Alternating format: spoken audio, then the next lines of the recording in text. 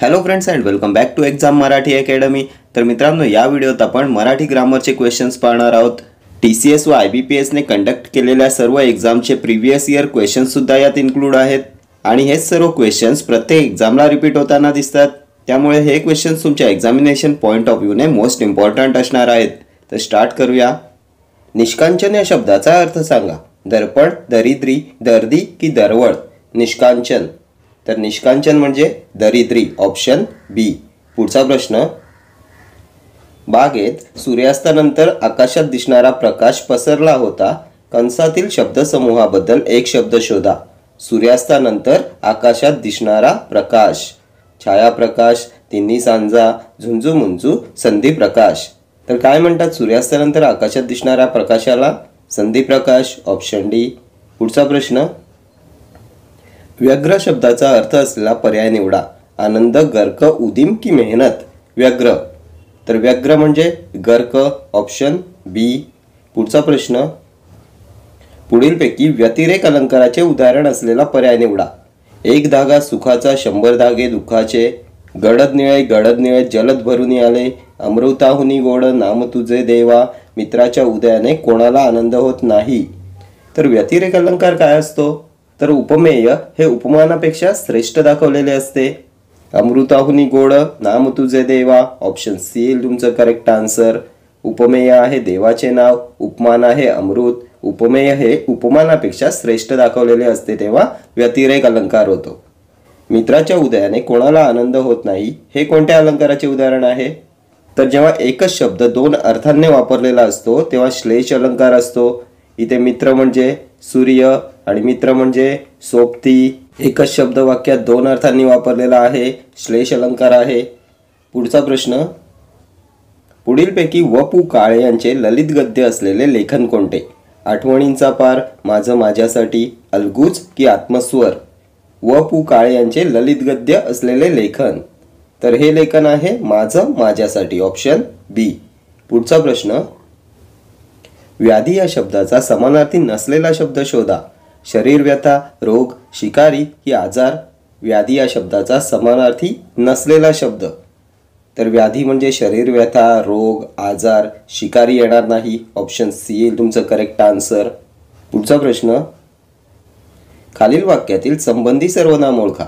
मी स्वतः त्याला पाहिले, जे पेरावे ते उगवते, पिशवीत काय आणले, तो मुलगा हुशार आहे। तर संबंधी सर्वनाम काय येईल? तर संबंधी सर्वनामांमध्ये येतात जो, जी, जे, ज्या। जे पेरावे ते उगवते, ऑप्शन बी येईल तुमचं करेक्ट आन्सर। जो, जी, जे, ज्या ही आहेत संबंधी सर्वनामे, कारण ती मुख्य वाक्यातील तो, ती, ते, त्या यांच्याशी संबंध दाखवतात। संबंधी सर्वनामे जो, जी, जे, ज्या आणि दर्शक सर्वनामे तो, ती, ते, त्या, हा, ही, हे, या। ठीक आहे। पुढचा प्रश्न, पोर, मूल ही संज्ञा मराठीत कोणत्या लिंगी वापरली जातात? फक्त पुल्लिंगी स्त्रीलिंगी, फक्त पुल्लिंगी नपुसकलिंगी, पुल्लिंगी स्त्रीलिंगी नपुसकलिंगी की फक्त नपुसकलिंगी? पोर, मूल, तर तो पोर, ते पोर, ती पोरं, ते मूल, तो मूल, ती मुलं, हे दोन्ही शब्द तीनही लिंगात मोडतात। सो ऑप्शन सी येईल तुमचं करेक्ट आन्सर, पुल्लिंगी स्त्रीलिंगी नपुसकलिंगी। ठीक आहे। नेक्स्ट क्वेश्चन, सामान्य नाम आणि विशेष नाम असलेल्या शब्दजोड्यांपैकी चुकीची शब्दजोडी शोधा। शहर, गाव, घर, मातोश्री, दूध, अमूल, मुलगा, श्रीकांत। सामान्य नाम आणि विशेष नाम असलेल्या शब्दजोड्यांपैकी चुकीची शब्दजोडी, तर मुलगा सामान्य नाम, श्रीकांत विशेष नाम, दूध सामान्य नाम, अमूल विशेष नाम, घर सामान्य नाम, मातोश्री विशेष नाम, शहर सामान्य नाव, गाव सामान्य नामच आहे। सो चुकीची जोडी येईल ऑप्शन ए। शहर आणि गाव ही दोन्ही सामान्य नामे आहेत, यात विशेष नाम नाहीये। ठीक आहे। नेक्स्ट क्वेश्चन, अक्षयला 12 भाषा येतात या वाक्यातील अधोरेखित शब्दाची जात कोणती? 12 या शब्दाची जात कोणती? नाम, विशेषण, धातू साधित की क्रिया विशेषण? तर भाषा हे नाम आहे, त्याबद्दल अधिक माहिती सांगितले 12 या शब्दाने, सो 12 विशेषण येईल, ऑप्शन बी। कोणत्या प्रकारचं विशेषण आहे 12? तर संख्या विशेषणांमध्ये येईल। संख्या विशेषणामध्ये सुद्धा गणनावाचक संख्या विशेषण आहे 12। 1, 2, 3, 4, 5, 12 गणनावाचक संख्या विशेषण। त्यानंतर क्रमवाचक मध्ये येते पहिला, दुसरा, आवृत्तीवाचक मध्ये येते दुप्पट, चौपट, पाचपट, द्विगुणित। त्यानंतर पृथकत्ववाचकमध्ये येते एक एक, दोन दोन, पाच पाच आणि अनिश्चितमध्ये येते काही, सर्व, त्यानंतर इतर. ठीक आहे, ही सर्व आहेत संख्या विशेषणे. पुढचा प्रश्न, शत्रू या शब्दाचा समानार्थी शब्द खाली दिलेल्या पर्यायातून अचूक निवडा. शस्त्र, रिपू, रावा की राव. तर शत्रू म्हणजे रिपू, ऑप्शन बी येईल तुमचं करेक्ट आन्सर. पुढचा प्रश्न, अगोदर, पूर्वी, मागे, पुढे, उद्या, परवा या शब्दयोगी अव्ययांचा प्रकार ओळखा. कालदर्शक, स्थलदर्शक, योग्यतावाचक की तुलनावाचक. अगोदर, पूर्वी, मागे, पुढे, उद्या, परवा. तर ही कालदर्शक शब्दयोगी अव्यय आहेत. कालदर्शक किंवा कालवाचक शब्दयोगी अव्यय. स्थलदर्शकमध्ये काय येते, तर आत, बाहेर, अलीकडे, पलीकडे, समोर, जवळ, मध्ये. ठीक आहे. योग्यतावाचक सम, समान, सारखा. तुलनावाचक पेक्षा, परीस. नेक्स्ट क्वेश्चन, प्रयोग ओळखा. तिने रांगोळी काढली. पुराण कर्मणी, कर्मणी, भावे की कर्तरी. तिने रांगोळी काढली. तर कर्ता काय आहे, ती हा कर्ता आहे. त्याला ने हा प्रत्यय लागलाय, त्यामुळे प्रत्यय लागलाय म्हणून कर्तरी प्रयोग येणार नाही. वाक्यात कर्म काय आहे, रांगोळी कर्म आहे. प्रत्यय नाही आहे, त्यामुळे कर्मणी प्रयोग येईल. ऑप्शन बी येईल तुमचं करेक्ट आन्सर. कर्मणी प्रयोगात क्रियापद हे कर्माच्या लिंगवचनानुसार बदलते. रांगोळीच्या जागी कर्म म्हणून चित्र घ्या. तिने चित्र काढले, क्रियापद चेंज होते. ठीक आहे. नेक्स्ट क्वेश्चन, पहिले पद प्रमुख असणाऱ्या समासास कोणता समास म्हणतात. बहुव्रीही, तत्पुरुष, द्वंद्व की अव्ययी भाव. पहिले पद प्रमुख, तर अव्ययी भाव समास येईल. Option D. अव्ययी भाव समासात पहिले पद प्रमुख असते. दर, बे, गैर, त्यानंतर बिन, हर यांसारखे उपसर्ग लागलेले असतात. दररोज, गैरशिस्त, बिनधास्त, त्यानंतर गैरहजर, बिनचूक हे सर्व शब्द आहेत अव्ययी भाव समासाची उदाहरणे. बहुव्रीही समास, दोन्ही पदे महत्त्वाची नसून दोन पदांशिवाय तिसऱ्याच पदाचा बोध होतो. लक्ष्मीकांत, लक्ष्मी आहे कांता ज्याची तो विष्णू. त्यानंतर वक्रतुंड, वक्र आहे तोंड ज्याचे तो म्हणजे गणपती. नीळकंठ येईल, निळा आहे कंठ ज्याचा तो शंकर. त्यानंतर तत्पुरुष समासात दुसरे पद महत्त्वाचे असते आणि द्वंद्व समासामध्ये दोन्ही पदे महत्त्वाची असतात. ठीक आहे. हे सर्व प्रिव्हियस इयर क्वेश्चन्स आहेत. ठीक आहे. नेक्स्ट क्वेश्चन, खालील वाक्यातील विशेषण ओळखा. माझ्याकडे बोलकी बाहुली आहे. बोलकी बाहुली आहे की माझ्याकडे. तर वाक्यातील नाम आहे बाहुली. बाहुलीबद्दल अधिक माहिती सांगितले बोलकी या शब्दाने, सो विशेषण येईल बोलकी. Option A. नामाबद्दल अधिक माहिती सांगणारा शब्द असतो विशेषण. ठीक आहे. पुढचा प्रश्न, पुढीलपैकी आवृत्तीवाचक विशेषण कोणते. द्वितीया, दुप्पट, कोठला, सगळा. आवृत्तीवाचक विशेषण, तर कोणती विशेषणे पाहिली होती आपण आवृत्तीवाचकमध्ये, तर दुप्पट, चौपट, पाचपट, द्विगुणित. ऑप्शन बी येईल तुमचं करेक्ट आन्सर. पुढचा प्रश्न, पुढील वाक्यातील प्रयोग ओळखा. स्मिता दूरदर्शनवर बातम्या देते.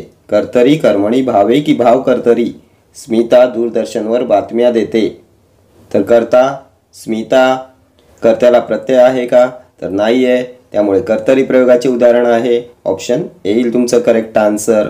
कर्तरी प्रयोगामध्ये कर्त्यानुसार क्रियापद बदलते. कर्त्याच्या लिंगवचनानुसार क्रियापद बदलते. स्मिताच्या जागी कर्ता चेंज करा. राज घ्या. राज दूरदर्शनवर बातम्या देतो, क्रियापद बदलते. कर्तरी प्रयोग. ठीक आहे. नेक्स्ट क्वेश्चन, जितेंद्रिय हा कोणत्या प्रकारचा समास आहे. द्वंद्व, कर्मधार आहे, तत्पुरुष की बहुव्रीही. जितेंद्रिय, तर विग्रह काय होईल. जित आहेत इंद्रिय ज्याची तो म्हणजेच मारुती. दोन पदांशिवाय तिसऱ्याच पदाचा बोध होतोय. कोणता समास येईल, बहुव्रीही समास येईल. Option D. पुढचा प्रश्न, आईसारखी आईच अलंकार ओळखा. दृष्टांत, श्लेष, रूपक की अनन्वय. आईसारखी आईच, तर आईची तुलना आईशीच केले आणि जेव्हा एखाद्या गोष्टीची तुलना तिच्या स्वतःबरोबरच केलेली असते तेव्हा अनन्वय अलंकार असतो. उपमेयाची तुलना दुसऱ्या कशाशीच होऊ शकत नाही म्हणून ती उपमेयाबरोबरच केलेली असते तेव्हा अनन्वय अलंकार असतो. आईसारखी आईच, त्यानंतर आहे ताजमहल एक जगती तोच त्याच्या परी. अनन्वय अलंकार. ठीक आहे. दृष्टांत अलंकार काय असतो, तर एखादा विषय पटवून सांगण्यासाठी एखादा दाखला दिलेला असतो. एखादा दाखला दिलेला असतो, दृष्टांत दिलेला असतो. ठीक आहे. श्लेष अलंकार, तर एकच शब्द दोन अर्थांनी वापरलेला असतो. हे मेघा तू सर्वांना जीवन देतोस. या वाक्यात जीवन हा शब्द आयुष्य आणि पाणी या 2 अर्थांनी वापरलेला आहे. त्यानंतर आत्ताच आपण प्रिव्हियस क्वेश्चनमध्ये पाहिलं होतं, मित्राच्या उदयाने कोणाला आनंद होत नाही. मित्र म्हणजे सूर्य, मित्र म्हणजे सोबती. ठीक आहे.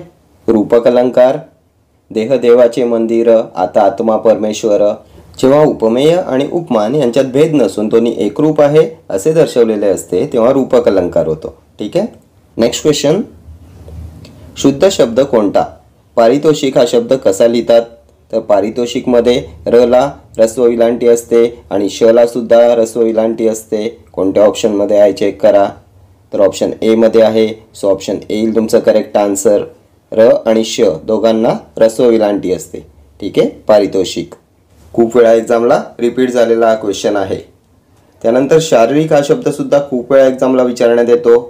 शारीरिकमध्ये पहिल्या र ला दीर्घ विलांटी आणि दुसऱ्या र ला ह्रस्व विलांटी असते. ठीक आहे. शारीरिक.